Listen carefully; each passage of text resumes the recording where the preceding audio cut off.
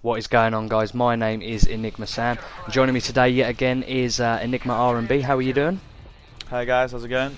Yeah, good. What we're going to talk about today, like we said in the previous video, is going to be EGL7, what went on with eNigma. Going to talk a little bit about I-46 and upcoming EGL8, but just quickly a little bit about this gameplay. It's a little bit of GB Variant from myself and Will in the doubles game.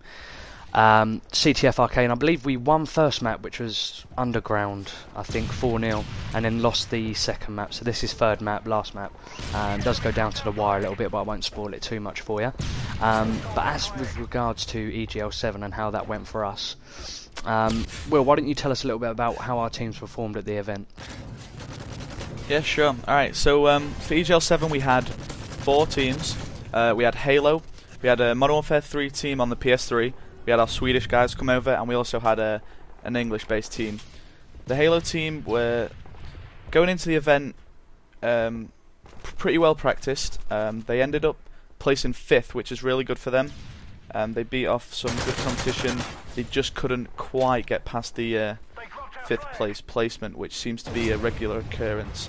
However, due to some upcoming events, we have had to release the Halo team on good grounds. So I'd like to thank Kim. He's been with us for a year now. It was really sad to see him leave, but it had to be done. I believe Kim is now a part of Vikings, so I wish him the best of luck. I hope he can push that 4th placement at AGL8. Our PS3 team, 2 of the guys had never ever been to a LAN event before. One of them was coming over from Holland. They didn't really know what to expect. Obviously the PS3 scene isn't as big as Xbox, but they went into the event strong and confident. They were pretty well practiced as well. They ended up sort of choking their first winner bracket. They got through the group stages easy. They ended up choking their first winner bracket game, which was unfortunate. And they drew Roughnecks in the lower bracket fairly early on, and they all sort of seemed as if the tournament was coming to an end. However, they all picked up the game and ended up knocking out Roughnecks, who had won the previous event. So that was a really good confidence boost for them. However, they couldn't get past the next matchup and ended up with a 6th place finish. The Modern Warfare 3 teams, the Swedish guys came over off a 2nd place finish at EGL6. Unfortunately, it wasn't a big event compared to the UK EGL events. There was only 9 teams, but they did finish 2nd. They played really well, so we decided to bring them over, and they enjoyed it. This is the first time they'd been to the UK. We got them in a hotel. Obviously, Blackpool may not be the best of place. Sorry if you live there, but they enjoyed it overall. And unfortunately, their event placement wasn't a reflection of EGL6. They ended up finishing in that 32nd to 48 bracket, which was unfortunate. They ended up drawing Mythics PMP in the lower bracket, who eventually knocked them out. And then finally, with our Modern Warfare 3 English team, they went into... Well, they started off unfortunate, I guess. The day before the event, one of their players decided to dodge the event, so they were 1 o'clock in the morning, the day before they were setting off, texting around some players trying to find a replacement. And they found that in Mark, who's a really top guy. I'd like to thank him personally for jumping in and helping the guys and play with them.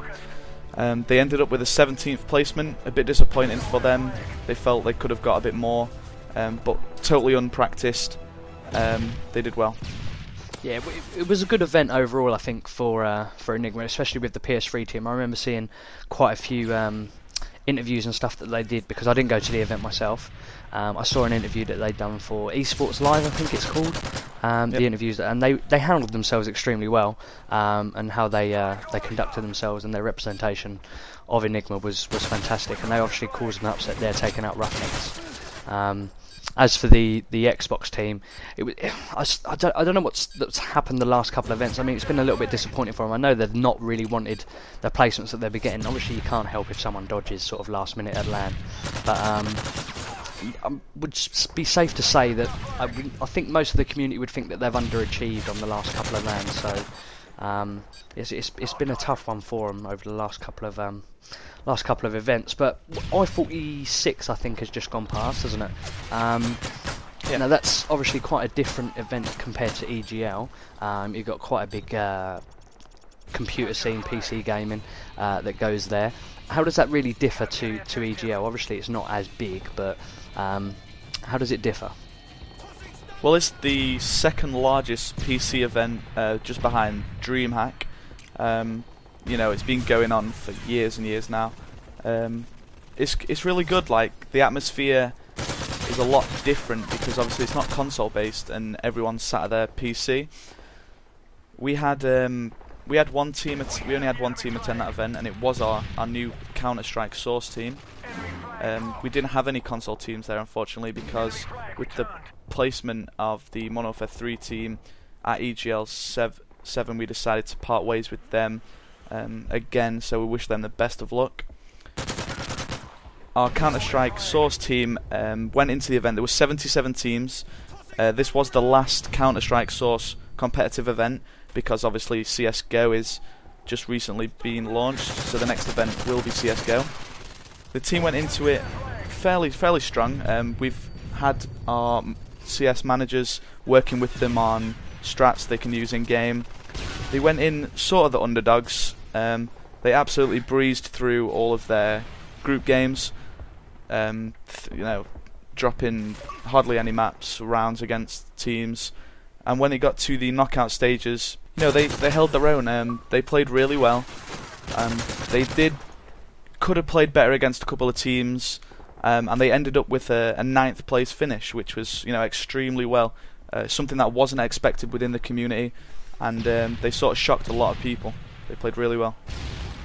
Yeah, I mean, where it goes into console at I-46, I mean, it's obviously not as big as EGL is with regards to the console at the moment, but they offer quite a variety of things for a console game. I mean, there's BYOC, which is bring your own console. You've got turn up and play, which is pretty much what EGL do at the moment. Do you think EGL need to employ anything that sort of I-Series and multiplayer have had in their structure, or do you think EGL should just carry on the way it's going?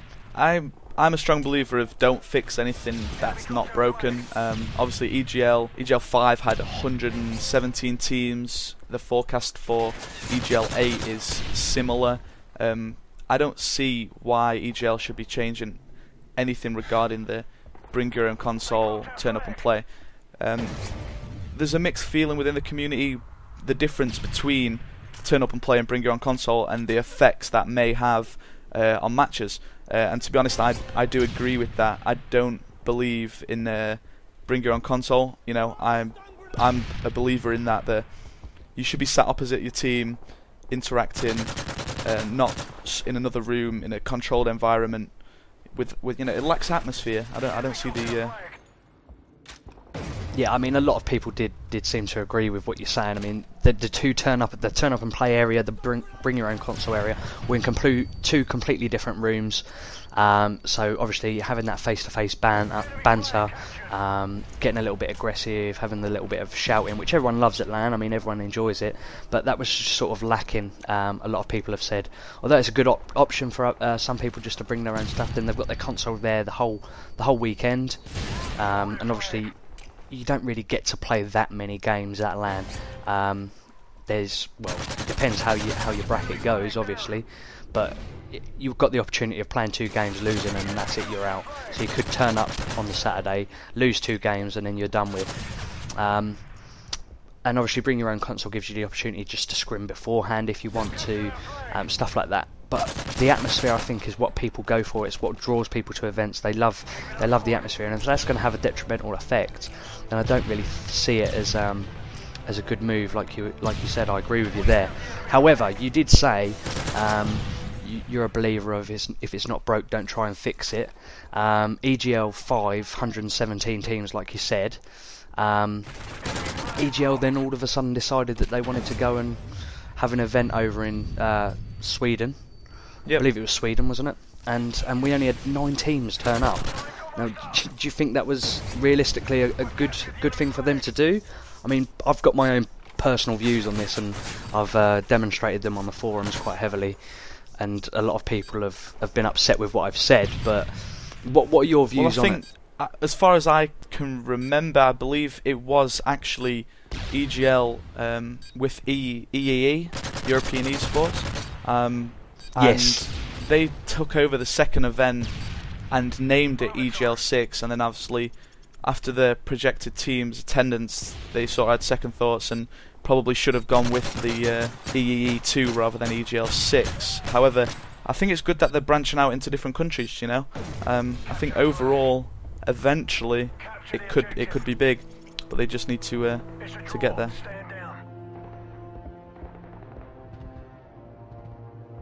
Yep.